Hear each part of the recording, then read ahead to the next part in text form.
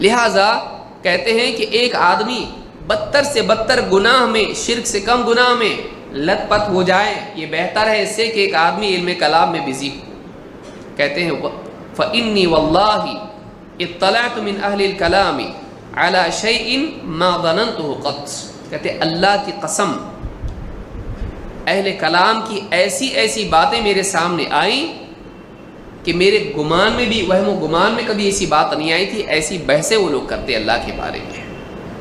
آپ دیکھیے اللہ تعالیٰ اوپر ہے، اللہ تعالیٰ کسی جگہ میں نہیں ہے، اللہ تعالیٰ کسی جگہ میں نہیں ہے۔ جو لوگ کہتے ہیں اللہ ہر جگہ ہے، تو جگہ کو کس نے پیدا کیا؟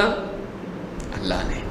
پھر جب جگہ نہیں تھی، ایک وقت تھا جگہ نہیں تھی نا، اللہ ہر جگہ ہے بولنے والے ذرا غور کریں۔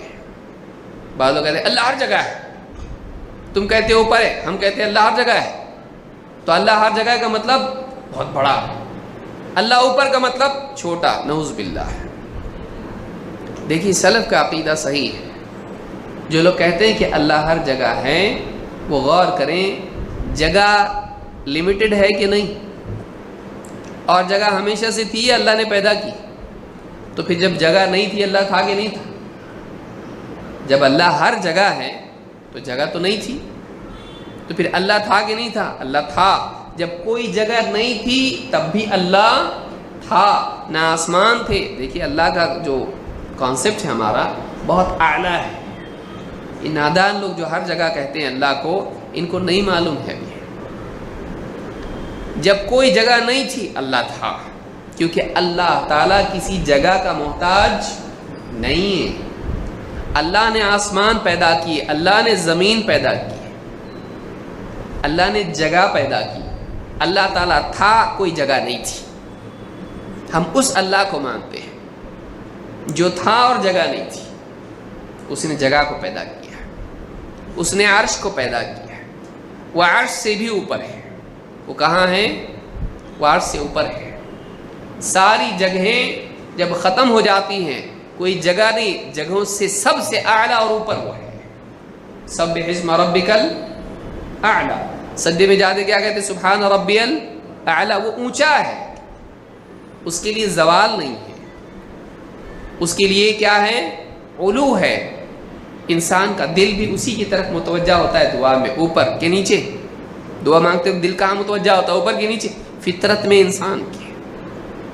حتیٰ کہ بعض غیر مسلم بھی، آپ دیکھیے غیر مسلم کے جب مجبور ہو جاتے ہیں تو اوپر کی طرف متوجہ کہ کچھ تو مدد کر، میرے مسئلے کو حل کر۔ وہ جس کی طرف متوجہ ہوتے ہیں اوپر ہوتی، فطرت میں انسان کی اللہ نے رکھا ہے۔ قد نرى تقلب وجهك في السماء فلنولينك قبلة ترضاها۔ نبی صلی اللہ علیہ وسلم سے اللہ کہہ رہا ہے آپ کے چہرے کا بار بار آسمان کی طرف اٹھنا ہم نے دیکھ لیا، آسمان میں آپ کے چہرے کا پلٹنا ہم نے دیکھ لیا۔ کیوں دیکھ رہے ہیں اوپر؟ فطرت میں انسان کی ہے اللہ تعالیٰ اوپر ہے، لیکن اللہ تعالیٰ کسی جگہ میں قید نہیں ہے۔ اللہ تعالیٰ ساری جگہوں سے کیا ہے؟ اوپر ہے۔ ہم اوپر کے لیے کہتے ہیں، اللہ کی حد بندی کے لیے نہیں، بلکہ اللہ تعالیٰ کی علو کے لیے۔ وہ سب سے اوپر ہے، وہ سب سے اوپر ہے۔ لہٰذا کہتے ہیں کہ اللہ کی قسم اہل کلام جو بحثیں کرتے ہیں، وہ جب میں نے دیکھا، میں ایسی کوئی چیز اس سے بدتر میرے سامنے کبھی نہیں آئی۔ ما ظننتہ قط، میرے گمان، وہم و گمان میں بھی اللہ کے بارے میں ایسی نئی باتیں آئیں۔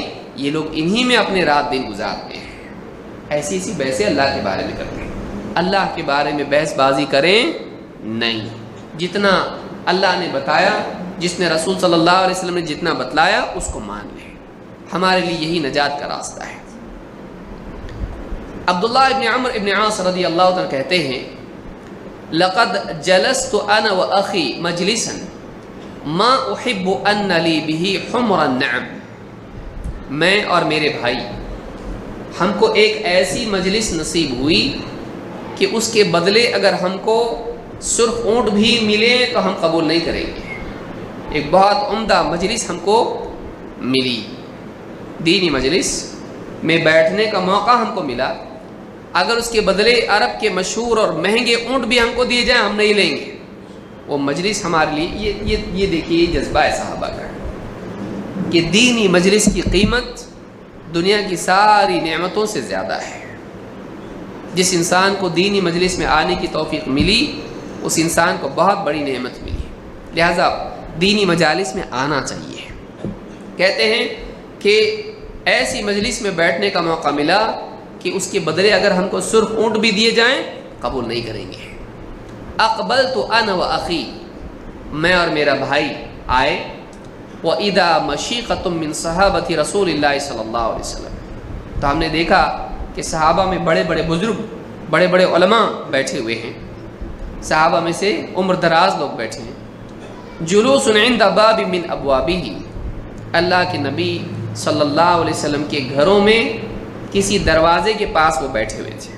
آپ کے کئی بیویوں کے گھر تھے، تو کسی گھر کے دروازے پر بیٹھے ہوئے تھے نبی صلی اللہ علیہ وسلم کے۔ فَكَرِهْنَا أَن نُفَرِّقَ بَيْنَهُمْ، اب صحابہ کو ہٹا کے ان کے بیچ میں جا کے ہم بیٹھیں، جو لوگ آلریڈی بیٹھے ہوئے ہیں ہم کو اچھا نہیں لگا، اور یہ بھی ادب ہے کہ ایک انسان لوگ بیٹھے ہوئے ہیں ہٹو کہہ کے ان کے بیچ میں بیٹھے، یہ مجلس کے ادب کے خلاف ہے۔ جہاں خالی جگہ ملے آپ بھی وہاں بیٹھ جائیں۔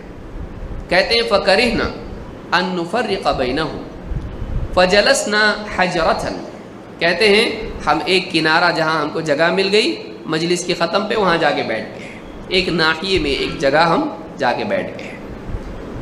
کہتے ہیں اذ ذکروا آیۃ من القرآن، ایک آیت کسی نے پڑھی، فتماروا فیہا حتی ارتفعت اصواتهم، ایک آیت کسی نے پڑھی تو اس آیت پر ان میں چرچا شروع ہوئی اور بڑھتے بڑھتے بات جھگڑے تک پہنچ گئی، بڑھتے بڑھتے بات آپس میں گویا کہ ایک حجت کا ماحول بن گیا، کوئی یہ بول رہا ہے تو کوئی دوسری بات کہہ رہا ہے۔ فتماروا فیہا حتی ارتفعت اصواتهم، یہاں تک کہ بحث اتنی گرم ہو گئی کہ ان کی آوازیں ایک دوسرے کے اوپر بلند ہونے لگی، اونچی آوازیں ہو گئی۔ جب جھگڑا ہوتا ہے آپس میں ہر آدمی کیا کرتا ہے اپنی بات ثابت کرنے کے لیے اور اونچی آواز میں بولنے لگتا ہے، آوازیں اونچی ہوتی ہیں۔ کہاں ہو رہا ہے یہ؟ نبی صلی اللہ علیہ وسلم کے گھر کے دروازے پر۔ فخرج رسول اللہ صلی اللہ علیہ وسلم مغضبا، جب حال یہ ہو گیا اللہ کے نبی صلی اللہ علیہ وسلم اپنے کمرے سے باہر نکلے ہیں، لیکن آپ کی حالت کیا تھی؟ مغضبا، غصے میں آپ تھے، غصے میں آپ کمرے سے باہر نکلے۔ جب آواز اونچی ہو گئی لڑنے لگے، آپ اپنے کمرے سے باہر نکلے غصے میں، اور آپ نے کیا کہا؟ کہتے ہیں قد احمر وجهه، آپ کا چہرہ سرخ ہو گیا تھا، لال چہرہ ہو گیا غصے سے آپ کا۔ کب ہوتا ہے آدمی کا چہرہ لال؟ کب ہوتا ہے؟ ایک دم خوبصورت انسان ہو، گورا آدمی ہو، اس کا چہرہ لال ہو جاتا ہے غصے سے۔ قد احمر وجهه یرمیہم بالتراب، آپ نے مٹی اٹھا کے ماری ان کے اوپر، یرمیہم بالتراب، غصے میں آ کے کیا کیا آپ نے؟ مٹی آپ نے ایسی ماری۔ کیا کر رہے ہو تم لوگ؟ مٹی اٹھا کے ان پر ڈالی۔ وَيَقُولُ مَهْلًا يَا قَوْمِ، ٹھہر جاؤ لوگو، ٹھہر جاؤ، ذرا صبر، کیا کر رہے ہو؟ مَهْلًا، ذرا رکو۔ بِهَذَا أُهْلِكَتِ الْأُمَمُ مِنْ قَبْلِكُمْ، تم سے پہلے امتیں اسی چیز کی وجہ سے ہلاک کی گئیں، تم سے پہلی امتیں اسی آپس کے لڑنے کی وجہ سے ہلاک ہوئیں۔ باختلافہم علی انبیائہم، اپنے نبیوں کے ساتھ اختلاف کرنے کی وجہ سے، وضربہم الکتب بعضها ببعض، اور اللہ کی کتابوں میں سے ایک بات کو دوسری بات سے ٹکرانے کی وجہ سے، ادھر سے ایک بات لی ادھر سے ایک بات لی، آپس میں اس کو بنیاد بنا کر لڑنا شروع کر دیا، اللہ کی آیتوں کو آپس میں ٹکرانے لگے، نبیوں کے ساتھ اختلاف، اللہ کی باتوں کو آپس میں ٹکرانا اور آپس میں حجت کرنا، ادھر سے یہ آیت پیش کر رہا ہے ادھر سے وہ آیت پیش کر رہا ہے، یہ صحیح کہ یہ صحیح، دونوں باتیں اللہ کی ہے بھائی، آپس میں لڑنے لگے، اللہ کی آیتیں آپس میں لڑوانے لگے، ٹکرانے لگے ان کو۔ کہا کہ اسی سے امتیں ہلاک ہوئی ہیں، کہا کہ ان القرآن لم ينزل یکذب بعضہ بعضا، قرآن اس لیے نہیں نازل ہوا ہے کہ قرآن کی ایک آیت دوسری آیت کو جھٹلائے، قرآن کا ایک حصہ دوسرے حصے کا انکاری ہو، اس کو جھٹلانے والا ہو، بلکہ بل یصدق بعضہ بعضا، بلکہ قرآن کا ایک حصہ دوسرے حصے کی تصدیق کرتا ہے۔